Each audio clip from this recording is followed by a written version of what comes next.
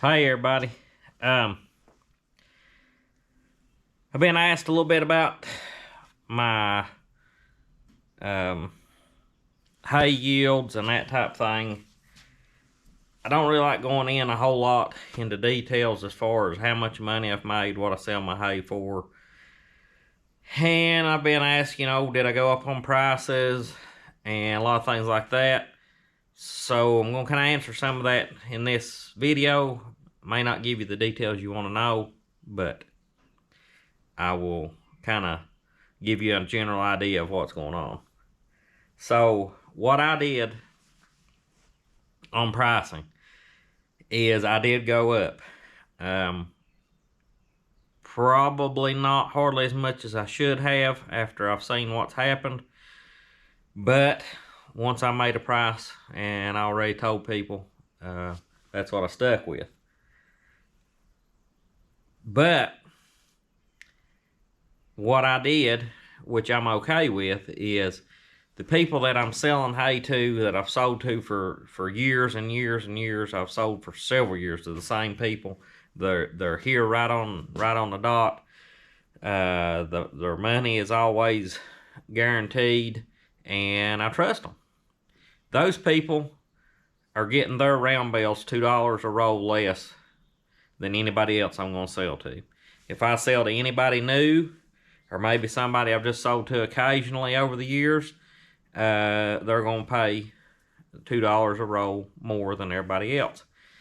That may not seem like a whole lot of a difference, but for those people that's been buying off of me, it can make a pretty good substantial help for them. I'm taking a little bit of a loss, but that guarantee and the coordination we have with getting the hay out of the field, it's worth it to me to take that $2 a roll loss for those people. Now, this year did not turn out good. I was really disappointed. I kind of expected things to be the way they was, but I think I ended up a little shorter on hay than what I was expecting. We did the exact same fields this year as we did last year, and I came out 52 round bales short. And I think last year first cut, and I know I baled at least 200 square bales, maybe more than that. I'd have to look back on my notebook and see, but I come out that much short on hay. Now there's a couple contributing factors to that. One is we had a really dry spring compared to normal. Well, there's three factors. Dry spring, which allowed me to cut earlier, so you didn't have the undergrowth, but your hay quality was better. And then the third thing is lack of fertilizer. Rain was probably the single biggest issue on the hay not being as thick, and then fertilizer, of course, would have been the second.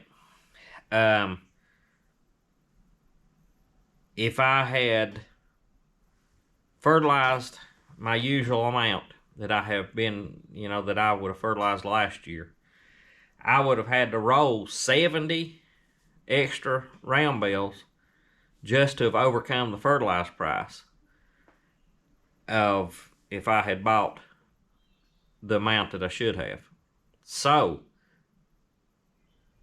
I guess in the long run, if you look at it, I probably came out better by not fertilizing. So, by being short on hay, probably actually increased my profits more than I would have if I had fertilized what I needed to. So, will that hurt me next year? There's a good chance it will. Will we be buying fertilizer next year? That's not even in the plans right now unless fertilizer ends up going down a whole lot. I haven't checked on it in the last little bit. Thought about checking and seeing about fertilizing some right now, but I just don't think we can afford that. It's just prices are ridiculous. Prices are ridiculous. Fuel prices hurt. It cost me a little more than double this year for fuel than what it did last year. And the off-road fuel I had been getting, I looked up on. It stayed at $4.89 for a long time. I think now it's went up to $5.29. But I was able to do everything that I did, and the max price I paid was $4.89 a gallon for off-road fuel. And I noticed fuel in our area, for some reason, is high compared to a lot of other places. We traveled to Alabama past week with Hayden to see school, and fuel prices are quite a bit cheaper down that way, and it shocked me how much less they was. Probably 20 to 30 cents a gallon less in some places.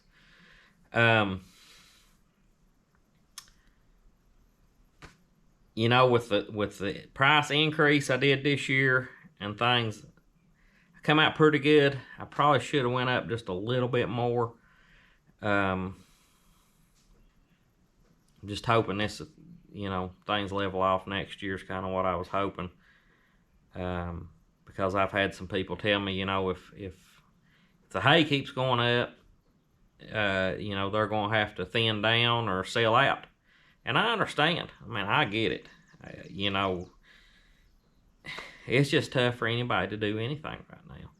I don't know what we're going to do, when we're going to see any help or anything like that. Equipment prices, I haven't priced anything, but I'm sure stuff's getting outrageous. You know, when I seen prices start going up there last year, I went ahead and bought quite a few things. You know, we bought that tedder and disc mower. Really hadn't planned to do that at all, but I'm glad I did, because it's getting to where if somebody new was going into this business, it'd be hard it would be really hard to get started.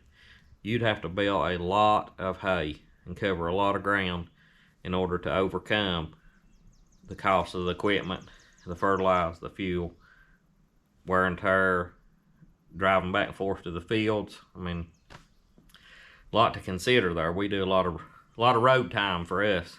A couple things that really helped me, I feel like, was buying that V-rake year before last and that bigger tedder, because this year, and if things continue, that's really saving us on fuel and time.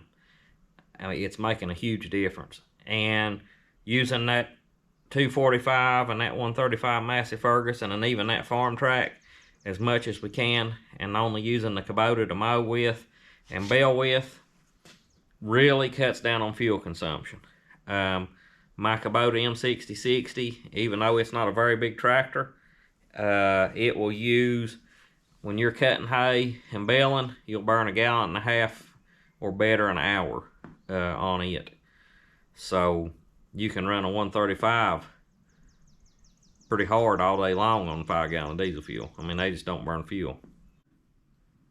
You know, until I get too worked up over yields and that type of thing, I'm going to wait and see how my second cutting turns out. This up here that I cut in May is growing back pretty good despite the dry weather we've had. It's looking pretty good right now, so I'm hoping for a decent second cutting on some of my hay. I have most of my customers, their orders filled already. I've got one person, I think I got to get him 36 round bales, and I've got 100 square bales sold, and then beyond that will be hay that I have not already contracted, and if I decide to raise the prices or keep it till this winter to sell it, I can do that and feel comfortable doing it. Once I have quoted a price, you know, unless something drastic happens, I'm not going to change it, and that's what I've done, so that's what we're sticking with. But once I get them 36 rolls filled and that 100 square bales, things might change. So we'll just see how that goes. I thought I'd do this little update for you. I know it's probably not been that interesting. Not gonna give you numbers on how much I've made or how much I've baled or anything like that, but I did, you know, figure up 52 round bale short from last year. At least 200 square bales from first cutting, and I think it was more like 300. So quite a bit short on hay. But like I said, to fertilize, if I had fertilized like in the past, I would have had to roll 70 round bales to overcome that cost of the fertilizer. And most likely the fertilizer would not have made that much of a difference. So I would have really went in the hole. I feel good about the decisions I made with the amount of fertilizer I bought and what we did. So been spraying some, trying to spray for some weeds and things. I sprayed a couple fields here in the last few days. I haven't done any video on that. That's pretty boring. But we'll just see how things goes. Hopefully we'll continue to get a rain shower or two occasionally and end up with a good second cutting crop of hay. But hope everybody's doing good, and we'll talk to you later.